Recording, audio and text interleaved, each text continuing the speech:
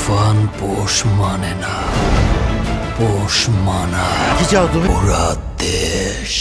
তুফান মানুষ নয়, আবার পশুও নয়। তুফান যা হতে চেয়েছিল তাই হয়েছে, রাক্ষস।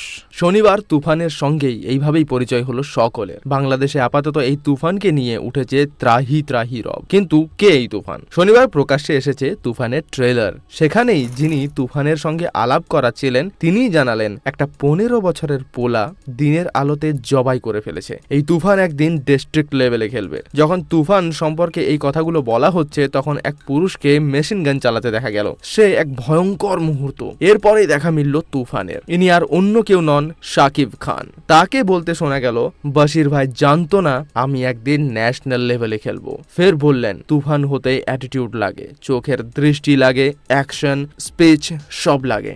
গোটা ট্রেলারে রণংদেহী মূর্তিতে ধরা দিয়েছে শাকিব খান, যাকে বলা যায় ফুল অন অ্যাকশন। তবে শুধুই কি অ্যাকশন? না, এখানে প্রেমও আছে। আর এরপরই তুফানের দুষ্টু কোকিল হয়ে ধরা পড়ে মিমি চক্রবর্তী। তাকে প্রেম নিবেদনও করতে দেখা গেল শাকিবকে। তবে তুফানের সঙ্গে খেলার যিনি পরামর্শ দিলেন তিনি আর অন্য কেউ নন, চঞ্চল চৌধুরী। তার সাফ কথা, তুফানের সঙ্গে খেলতে হবে মাথা দিয়ে। এদিকে শাকিব তখন বলছেন, তুফান পোষ মানে না, পোষ মানায়। ট্রেলারের শেষে শাকিবকে যখন প্রশ্ন করা হলো সে কি চায়, উত্তর এলো পুরো দেশ।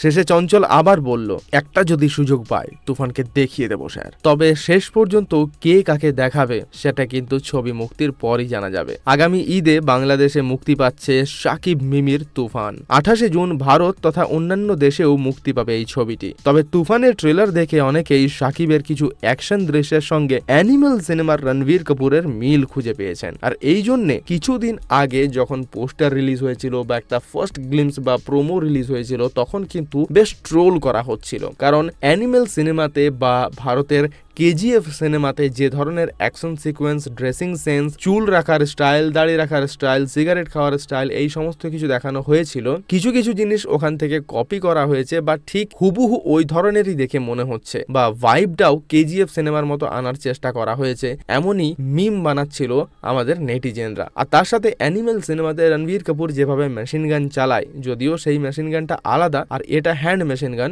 শাকিব খান যখন এই মেশিন গান চালায় তখন কিন্তু অনেকটা ধাঁচ রয়েছে যেটা আপনাকে অ্যানিমেল সিনেমাটা মনে করিয়ে দেবে। তবে সত্যিই কি হুবহু এক হচ্ছে নাকি একটু আলাদা? তবে যদি এখানে আমরা শাকিব খান এবং চঞ্চল চৌধুরীর ইঁদুর বেড়ালের খেলার কথা বলি তাহলে কিন্তু আপনাকে কেজিএফ সিনেমা মনে করিয়ে দেবে। সেই একই ধরনের প্যান্টের স্টাইল, একই ধরনের চুলের স্টাইল, আর এই সমস্ত কিছু রেখেই যে নতুন গল্প বুনে চলেছে তুফান, সেটা দেখার আছে সিনেমা রিলিজ হওয়ার পর। আর মিমির এখানে চরিত্র কতটুকু, তাকে আমরা এখানে ডান্স করতে দেখেছি, তাকে আমরা রোম্যান্স করতে দেখেছি, কিন্তু এছাড়াও কি তার কোনো ভূমিকা রয়েছে এই ডন ভাইয়ের সাথে, সেটা জানতে হলে কিন্তু অপেক্ষা করতে হবে সিনেমার। যাই হোক, সিনেমা রিলিজ খুব শীঘ্রই হচ্ছে 28 জুন। আর দেখতে হবে এই সিনেমাতে নতুনত্ব কি রয়েছে। বাংলাদেশে এই ধরনের সিনেমা খুব একটা দেখতে পাওয়া যায় না, তবে এটা বেশ গ্র্যান্ড লেভেলে তৈরি হচ্ছে। বলাই যায় বাংলার 1 নম্বর সুপারস্টার শাকিব খান। আপনার কি মতামত কমেন্ট করে লিখতে একদমই ভুলবেন না। আর এই ধরনের ভিডিও দেখার জন্য আমাদের চ্যানেল, আমাদের পেজ বং সিনেমাকে সাবস্ক্রাইব এবং ফলো করবেন।